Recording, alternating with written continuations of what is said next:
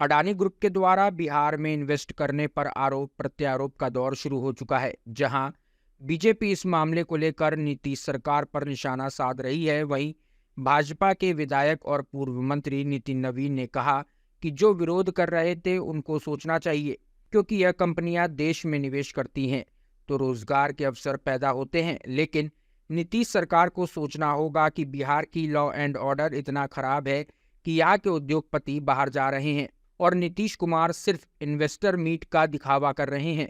वहीं नीतीश कुमार के बनारस रैली रद्द होने पर जदयू के नेताओं द्वारा प्रधानमंत्री पर आरोप लगाने पर नितिन नवीन ने कहा कि नीतीश कुमार देश भर में जहां रैली करना चाहते हैं लिख कर दे, बीजेपी उनकी व्यवस्था करवाएगी। जो लोग विरोध करते थे उनको सोचना चाहिए कि विश्व की आज इतनी बड़ी कंपनी अगर भारत और बिहार में देश में कहीं भी काम करती है तो रोजगार के अवसर उत्पन्न होते हैं। लेकिन बिहार जैसे राज्य में जहाँ पर स्थिति इतनी असामान्य है, वहाँ तो निश्चित रूप से मुख्यमंत्री जी के इन्वेस्टर्स का माइंड तो है ही नहीं।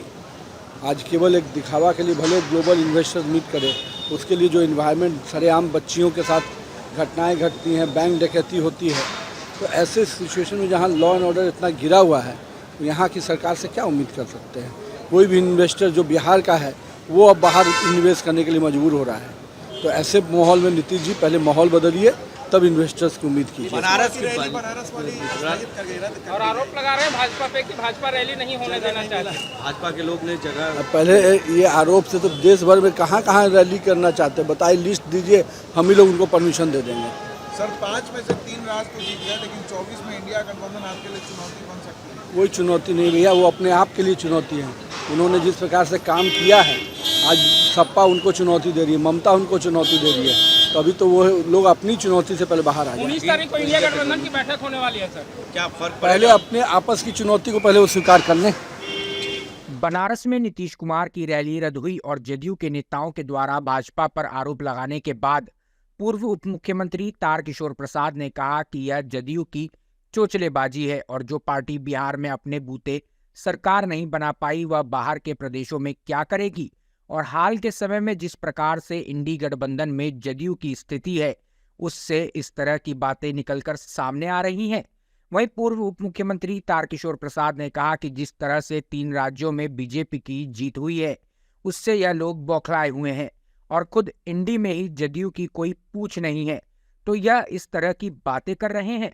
वहीं अडानी ग्रुप के द्वारा बिहार में इन्वेस्ट करने के मामले पर पूर्व उप मुख्यमंत्री ने कहा कि देश प्रधानमंत्री नरेंद्र मोदी के हाथों में सुरक्षित है और देश की जनता सब जानती है और ये लोग इसी तरह अडानी और बनारस की बातें करते रहेंगे। देखिए, ये जनता यूनाइटेड की चोचलेबाजी है। जो दल अपने बिहार में अपने बूते न सरकार बना पाई और इधर के दिनों में इनकी क्या स्थिति है इंडी अलायंस में, ये सबको पता है और किस प्रकार की वो रैली करना चाह रहे थे और किस स्थिति में वो मैदान नहीं मिला, तो उसके लिए भारतीय जनता पार्टी दोषी हो गई।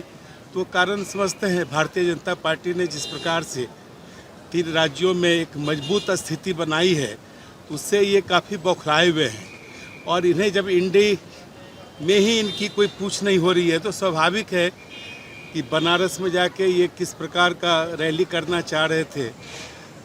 ये सिर्फ राजनीतिक एक जीवंतता को बनाए रखने के लिए इस तरह की चोचलेबाजी श्री नीतीश कुमार जी और उनके जो सहयोगी हैं वो करते रहते हैं। इससे कोई राजनीतिक स्थिति में कोई फर्क नहीं पड़ता है।